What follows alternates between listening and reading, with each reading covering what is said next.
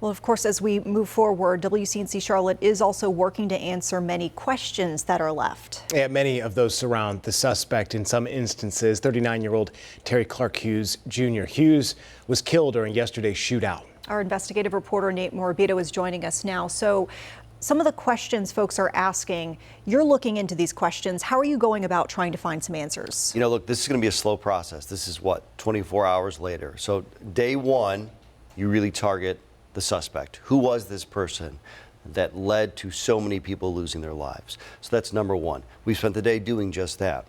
In the last hour, last 2 hours, we were able to talk with Sheriff Bill Beam out of Lincoln County, who told us just a few months ago, in January, this suspect led his officers on a high-speed chase there in Lincoln County. What our review found over several years is that this was a man who just would not cooperate with police. That's according to what court records suggest. Number one, he routinely skipped court, did not show up for court dates. He regularly carried a gun, even though he's a convicted felon. And he often tried to evade arrest, including in Mecklenburg County. There were several charges out for his arrest yesterday that they were trying to serve, not just out of Lincoln County, which we know CMPD has said, also out of Mecklenburg County, a few cases where he never showed up to court. That's what the court records suggest. And also out of Pearson County, where there was some charges as well. This man first kind of got in trouble and became a felon in 2009 when he was charged and convicted of breaking and entering, and continued to go through the court system. And I have a kind of 9 pages worth of court records that show his criminal history. And something we've heard a lot from police, particularly in Charlotte, they've questioned the judicial system often. There's been bail reform. There's been a DA that has decriminalized many drug crimes.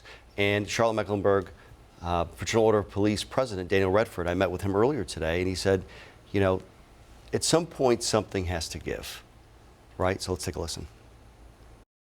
There's got to be some give and take somewhere in our court system to realize that whatever system they're trying to implement here is not working, that we need to hold people more accountable for their actions.